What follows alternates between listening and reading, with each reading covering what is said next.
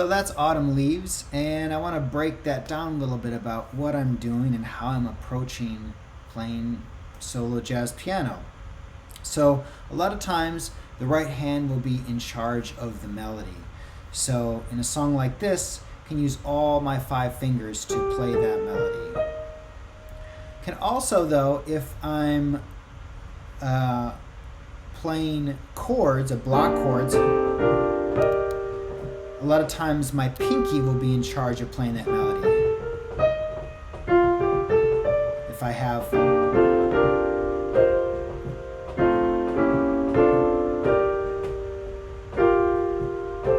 right? And the left hand a lot of times is concerned with playing the roots of the chords.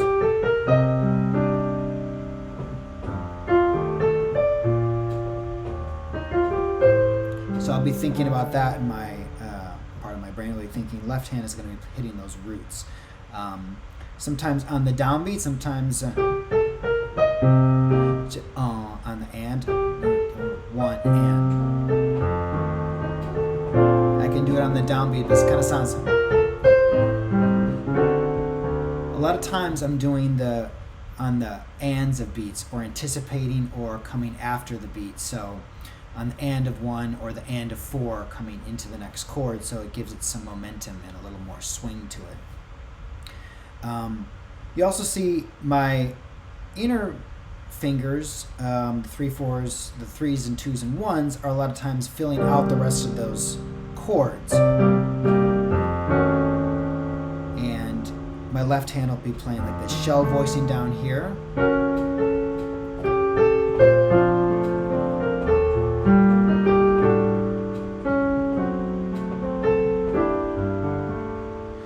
I like to play a G6 on that G minor chord. You heard that.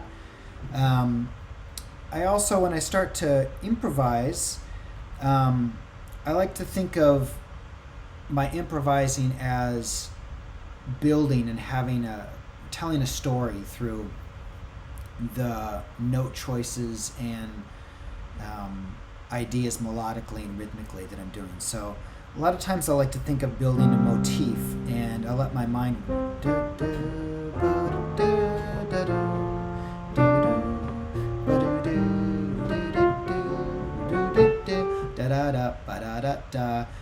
and then I'll make shorter phrases and then start to make them a little longer.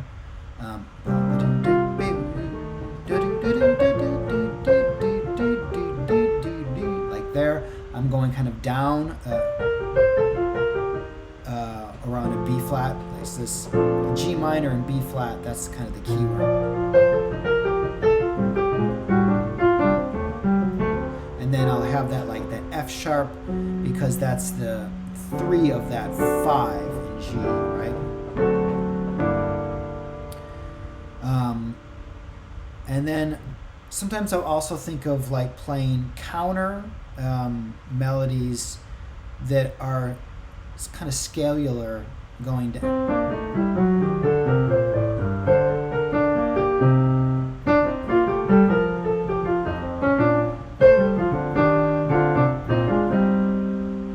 In my left hand. So I like to think of my left hand also playing counter melodies as well, and improvising, so it's not just I'm just playing the roots and the roots, or I'm walking a bass line.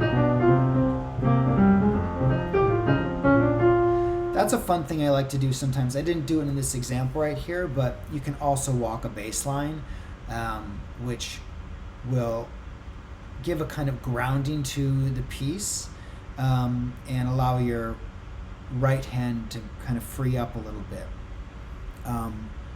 I was also a lot of times kind of in this part of the keyboard when I really start to develop my ideas more, and I don't think this keyboard will show it, but I can start to go off the keyboard, like try to use the full range of the keyboard.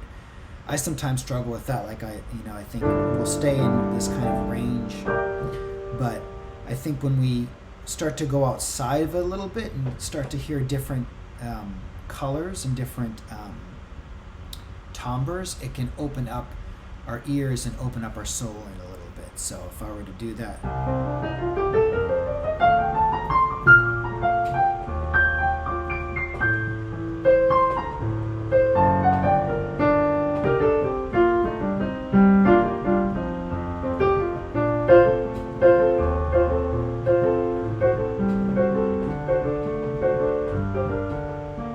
right there.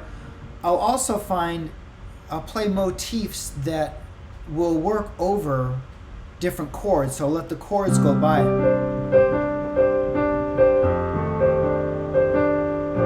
Because this motif right here, this fourth voicing, fits over all these chords. C minor, F7 fits over B flat, fits over an E flat, fits over that A, and then I can lower that there over that D.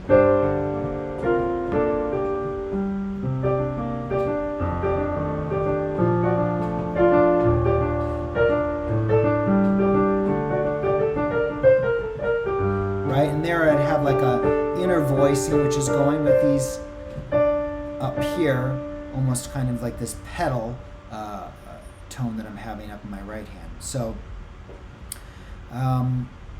yeah, these are all sorts of ideas that I'll be thinking about when I'm playing. I didn't necessarily play all of those when I was doing that example, but I like to start experimenting with these different sounds and kind of opening up a little bit more about what my mind is going through when I'm soloing and playing a piece like Autumn Leaves. So I hope you found this helpful and found some nuggets of useful information in there, and enjoy and happy practicing.